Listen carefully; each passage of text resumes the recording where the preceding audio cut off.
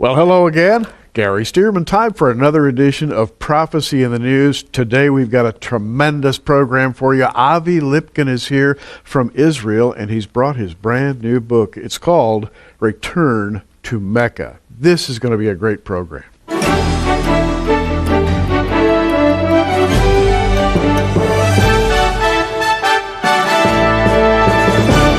Well, it's my pleasure to welcome Avi Lipkin back to Oklahoma City, back to Prophecy in the News. Avi, it's always fun when you're here. Love to be here.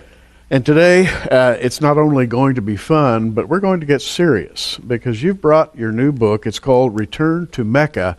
And the topic of this book is absolutely revolutionary and has a lot to do with Bible prophecy, both from the perspective of the Jews and the Christians, and that's why we've invited him here. Avi is a Jew speaking on behalf of Judaism, and he's presenting a message that I think you need to hear. He wants his own people to hear this message. Isn't that right, Avi? Very correct. And by the way, my people, forgive me for being arrogant, are the Jews and the Christians together. Thank you for saying that. Yes. And by the way, I've known Avi for enough years to know that he has tremendous affection among Christians all over the United States. In my little church assembly included among those, because we always remember the time you came. And Avi always has something new and interesting to talk about. And today, and the title of this book, Return to Mecca, what could that possibly mean? And on the cover is a picture of a black cube. That's where the story starts. Avi, let's start right there. Yes. I believe that the Bible is a GPS. I believe that the Bible took place, a lot of it took place in Arabia. There are certain Christians, like the Caldwells, Jim and Penny, who spent 14 years in Arabia, and many, many Christians, not only they, Leonard Moeller, Dr. Kim from Korea, Ron Wyatt, and Bob Tornyuk, there are a lot of people. Actually, in most churches, Christians say to me, we know that Mount Sinai, the real Mount Sinai, is not in the Sinai Peninsula, but rather in northwest Saudi Arabia. It's called Jebel al-Lawz. So a lot of my inspiration for what I'm doing, I received from the Christians. I am the first Jew in the Jewish world who's coming to the rabbis and saying, the Torah is a GPS. Jethro, the high priest of Midian, I believe was the high priest of the Kaaba, the black stone, which is today in Mecca. There was no Mecca. It was just a black stone in those days. Moses was the son-in-law of Jethro. Moses was the understudy of Jethro for 40 years. And when Moses went to take the children of Israel out of slavery, he gave them the phylacteries, which they are to put on their forehead and on their left arm, as a sign from God that we are leaving the pyramid system of slavery in Egypt and we're going to the cube system of freedom in Arabia. And it must be remembered that there was no Judaism in those days. There was no Christianity. There was no Islam. All people, including the Israelite slaves, were pagans. And of course, the golden calf, basically the children of Israel reverted to the gods that they had known in Egypt when Moses delayed coming back. So the purpose of this book is to show where exactly we were, and that 38 years, at least, of the Exodus was in Arabia. Moses, Aaron, Jethro were at the Kaaba, which is today Mecca. And when God says in Deuteronomy 11 that the borders of Israel will include the desert to the south, that desert is Arabia. And the soles of our feet, wherever the soles of our feet will tread, will belong to Israel. Now, let's stop right there. And what I'd like to do at this point is sort of recapitulate the Exodus. Correct. For those watching, there are a lot of errors in the thinking of Christians over the years because we've had the wrong location for Mount Horeb. Right. And that came as a kind of a historical accident, if you will, back at the beginning of the Christian era. And so let's recapitulate the wilderness wanderings of the children of Israel. They left Egypt and they headed east and they crossed what the Bible calls the Red Sea. Right. You take it from there. Yes, well, indeed, It could not have been further to the north because the Egyptian army under Pharaoh controlled the entire Egyptian peninsula.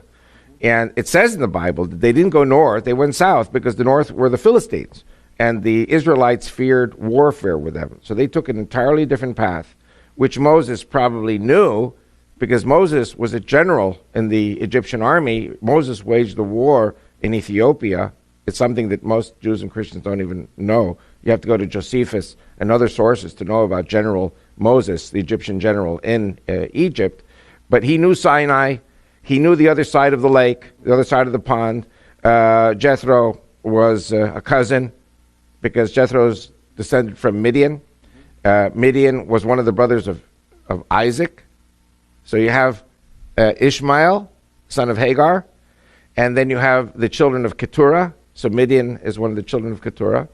And from Midian you go down to the next generation, which is Reuel or Raguel. And one of the names of Jethro in the Bible is Reuel. So he was probably, in the Middle East, many times people are named after grandfathers and great-grandfathers.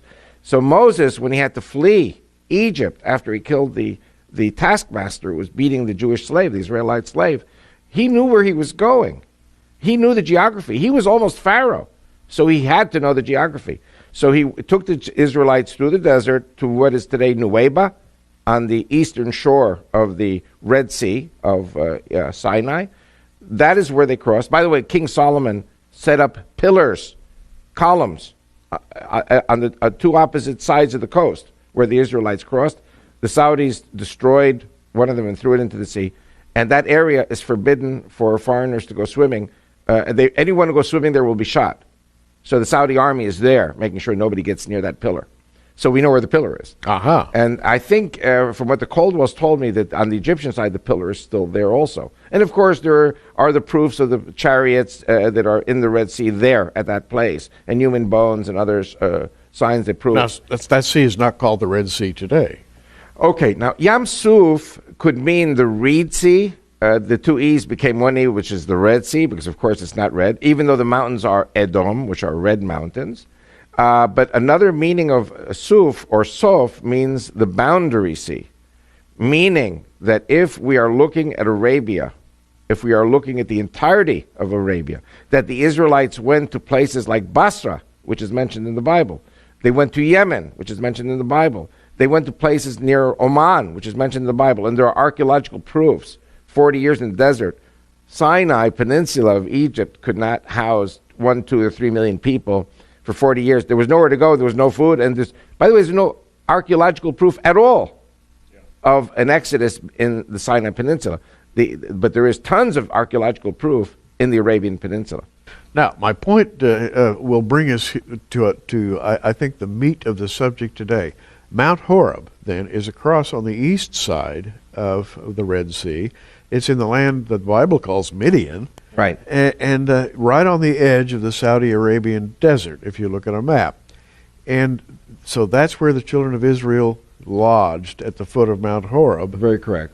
And by the way, in Deuteronomy 2, verse 2, God says to the Israelites, or to Moses, to the Israelites, enough being encamped around this mountain, turn northward, meaning we were southward.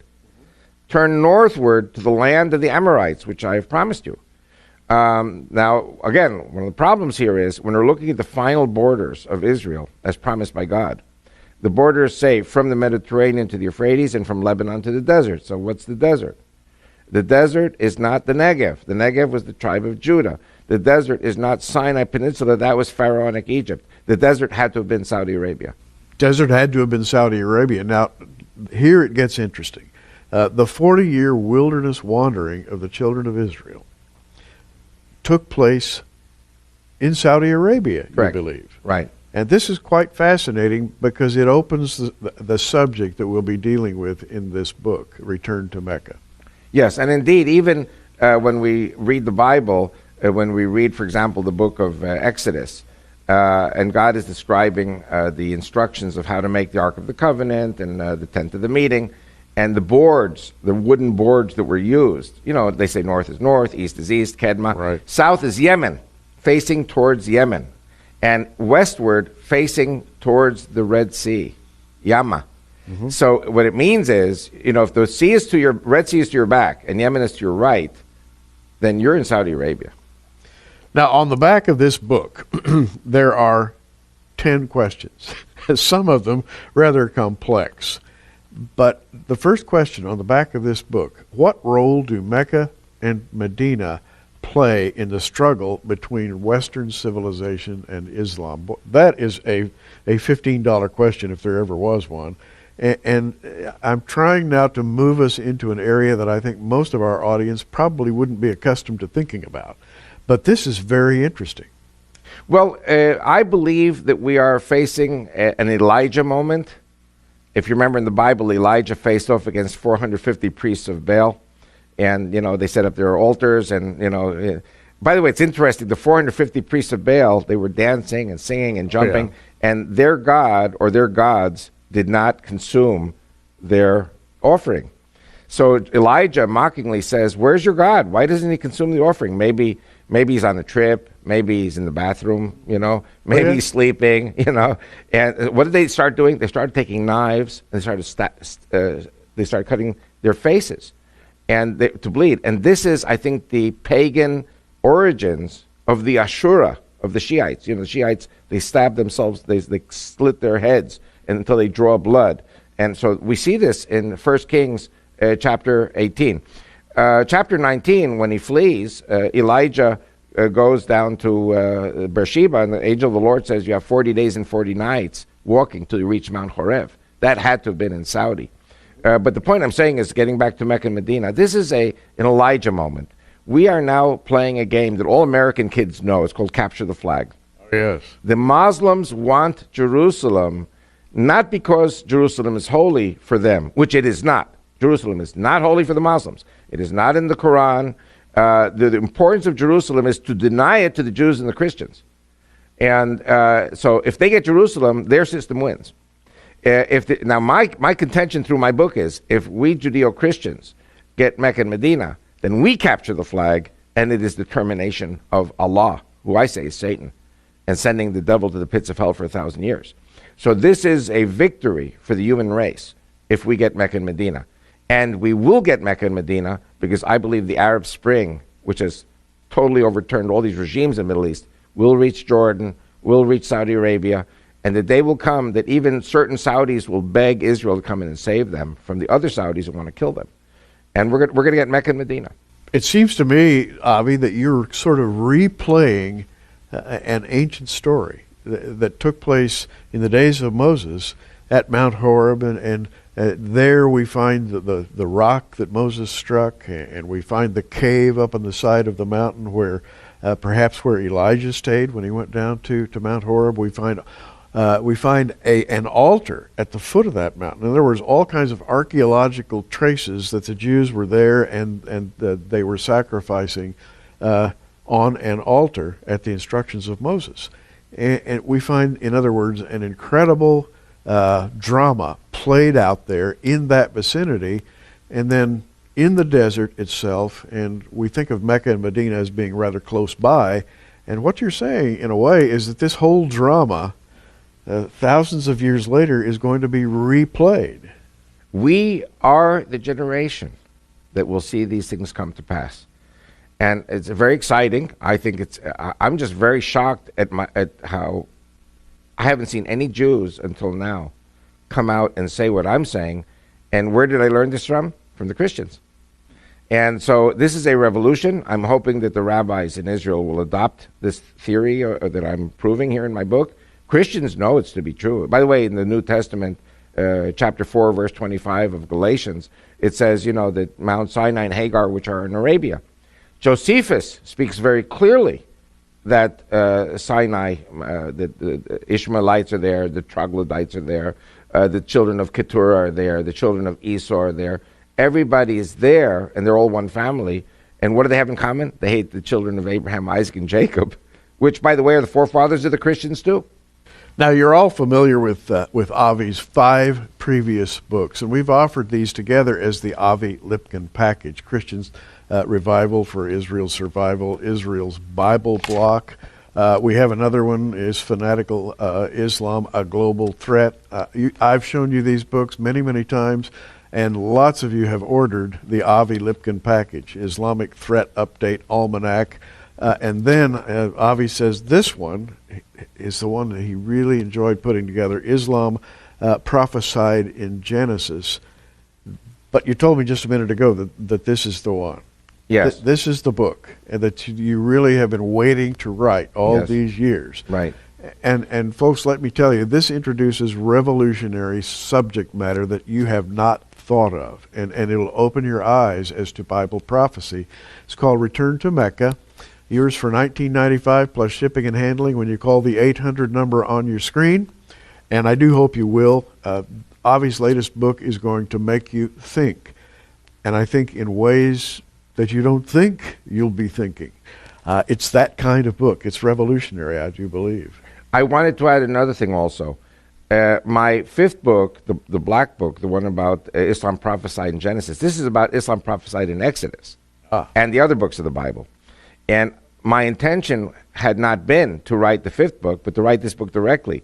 But before I could write about Exodus and the other books of the Bible, I said, you know what, I got to stop a moment, and I've got to go back and define who is God and who is Satan. And Satan is Allah. And I have a 3-year jail sentence in Switzerland for saying it, but Satan is Allah. All the attributes of the Islamic system are the opposite of the Judeo-Christian system. Our God is a God of creation. Allah is a God of destruction. Our God is a God who loves the Jews, loves the Christians. Together we're the apple of his eye.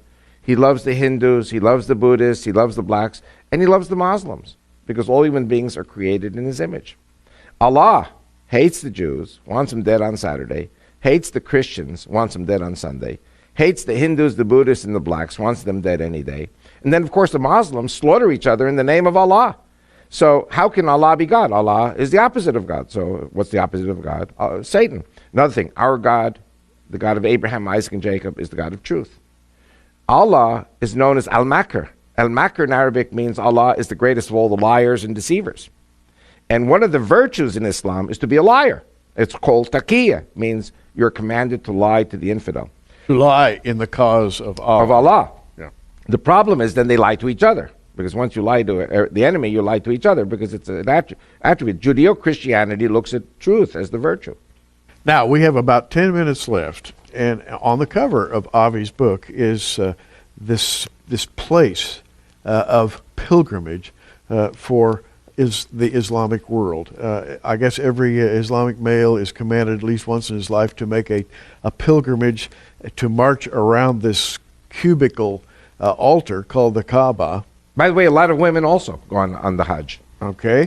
And now, on the inside cover, and we'll be showing you this, of Avi's book, he's wearing phylacteries, which are cube-shaped scripture containers that are bound to the forehead and to the arm.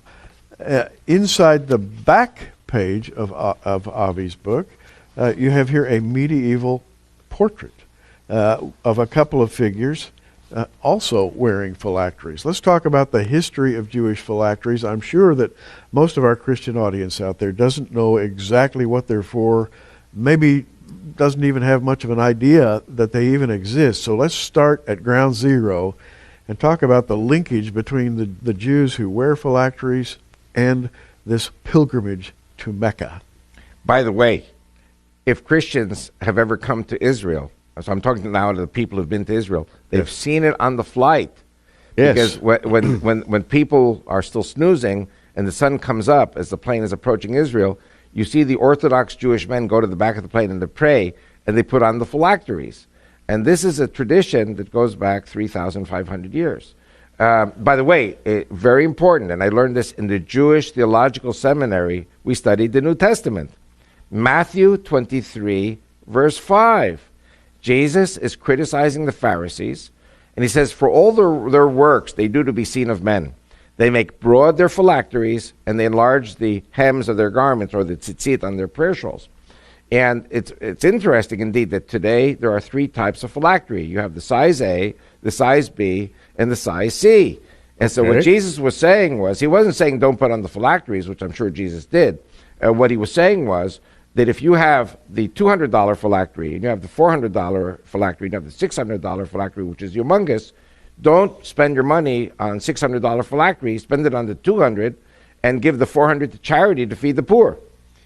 So, but it's something, it's in Matthew 23, verse 5. So we know that Jewish men in those days wore this. We know that in the Greek Orthodox Christian tradition, there are priests who put on phylacteries. It's a slightly different Greek phylactery, but it all commemorates exactly the same thing. So the phylacteries have a very important meaning for Christians as well. So my question, and I'll ask it for everybody who's watching, why in the world would you put on, strap a little wooden box with scriptures from Deuteronomy on the inside and attach that to your left arm and to your forehead? Why would you do that, and why would it be cube-shaped? Perfectly cube-shaped. And so the contention in my book is that when Moses came to Pharaoh, and remember, Pharaoh was God. Pharaoh was God in Egypt to the Egyptian people. He created the Nile, and he created this, and he created that. And who's Moses? Moses is a guy who stutters. It's very hard to talk. And God says, give the people a sign. And the phylacteries were the sign. He gave Pharaoh the signs. You remember his rod became a crocodile or serpent, ate the other crocodiles. Right. Mm-hmm. And the leprosy in the chest. These are all signs. And then later the 10 plagues. And Moses gave signs to the elders of Israel. And Moses gave signs to the people. You're talking about primitive pagan people who were shepherds. And they're saying to Moses, well, why should we listen to you? You know. And so this phylactery has 4 pouches, 4 parchments. The first 2 are Exodus 13. Then you have Deuteronomy 6 and Deuteronomy 11. Exodus 13, we are still in Egypt. We are still in slavery. We're about to flee. But Exodus 13 talks about the, sign on thy arm and frontlets between thine eyes. And, I know young people won't know the word that I'm going to say now, but there's a word that older people like you and I remember, which is, gyroscope. A gyroscope takes us directly in the direction we have to go. And Moses is leading the children of Israel out of the pyramid triangular system to the cubic square system of freedom in the desert. And again, Moses says to Pharaoh, let my people go so that they may circle me in the desert. The other 5 times, let my people go so that they may serve the Lord in the desert. But the first one is they should go around in circles. Now, Hajj is a pilgrim to Mecca. Hag is the Egyptian pronunciation. Hag in Hebrew means a holiday or going around in circles. And so the first meaning really meant, let my people go so that they may sacrifice to the Lord at the Kaaba in Mecca, which there was no Mecca at the time, which is the black stone. Jethro was the high priest. Moses was the understudy of the high priest. And so he knew why, spiritually, he was taking the children of Israel out of slavery from the pyramid system to the square system to Jethro. Then, of course, as you know, God finally says, no, you're not going to turn right, you're going to turn left. Instead of going to Mecca and Medina, we turn to the Mount Sinai, Mount Horeb, which, as you said very correctly, is within sight of Eilat and Aqaba and the Red Sea. And so the key word is Midian. That's where Mount Horeb is. Midian, of course, is right on the edge of the Saudi Arabian desert. Right. Look it up in a map. It's amazing. For years, that whole geographical relationship has sort of lain dormant. It's been hidden.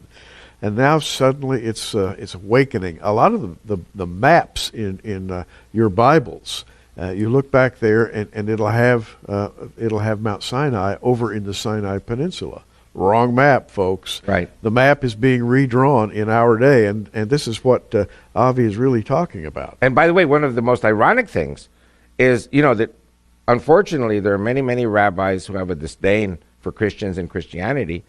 But if Helena, the mother of Constantine, said, well, guess what? It's in the Sinai Peninsula, and the Jews say, yeah, fine, that's fine with us. It's not. It's not in Sinai. Sinai was pharaonic Egypt.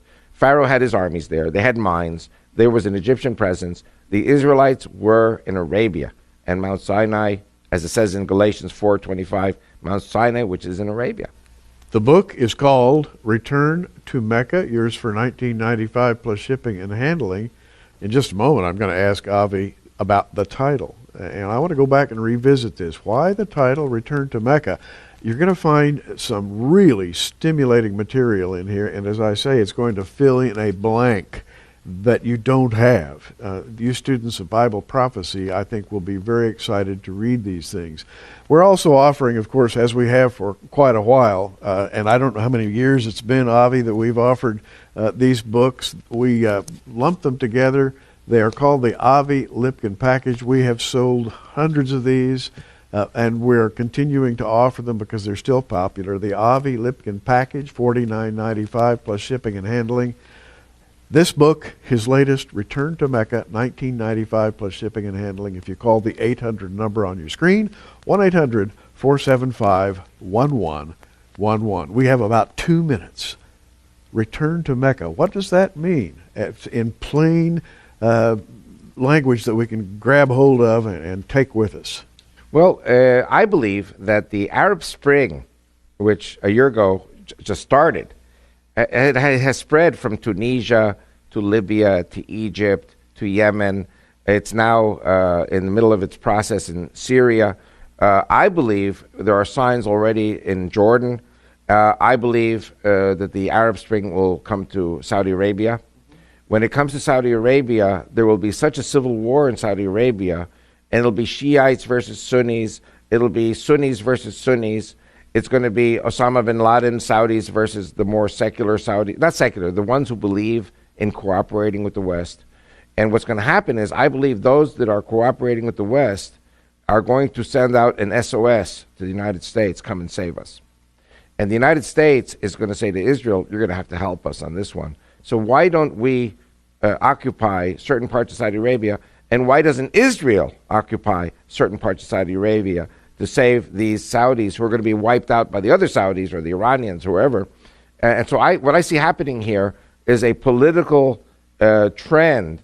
And what I'm doing in my book is to give the biblical reasons why it makes sense.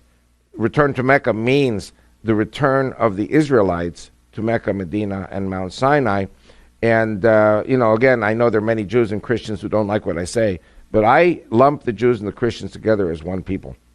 And when we take Mecca and Medina, I believe the borders of Israel will go down from Lebanon all the way to Mecca and Medina.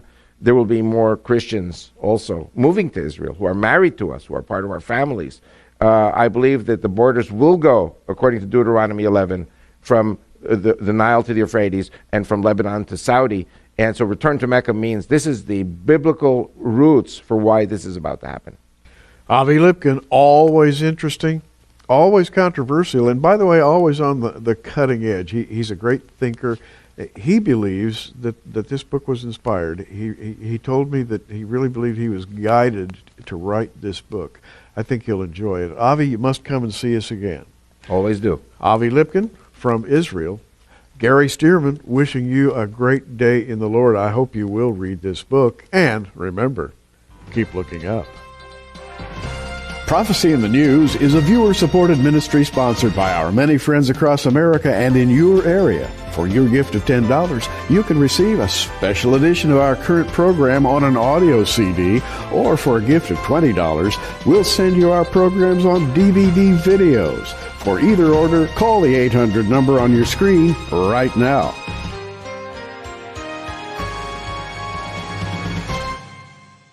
Turn to Mecca. What could that possibly mean? And on the cover is a picture of a black cube. That's where the story starts. Avi, let's start right there. Yes. I believe that the Bible is a GPS. I believe that the Bible took place, a lot of it took place in Arabia. There are certain Christians like the Caldwells, Jim and Penny, who spent 14 years in Arabia, and many Christians. Well, hello again. Gary Stearman. Time for another edition of Prophecy in the News. Today we've got a tremendous program for you. Avi Lipkin is here from Israel, and he's brought his brand new book. It's called Return to Mecca. This is going to be a great program.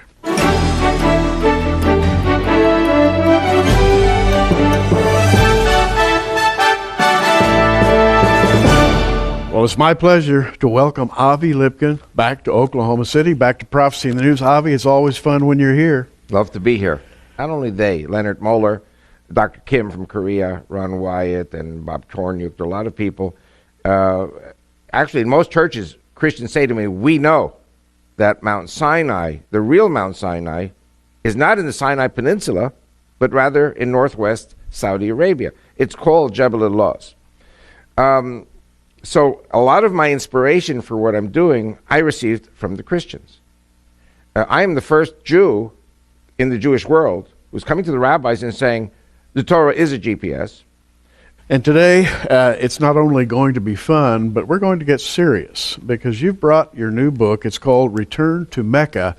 And the topic of this book is absolutely revolutionary and has a lot to do with Bible prophecy, both from the perspective of the Jews and the Christians. And that's why we've invited him here.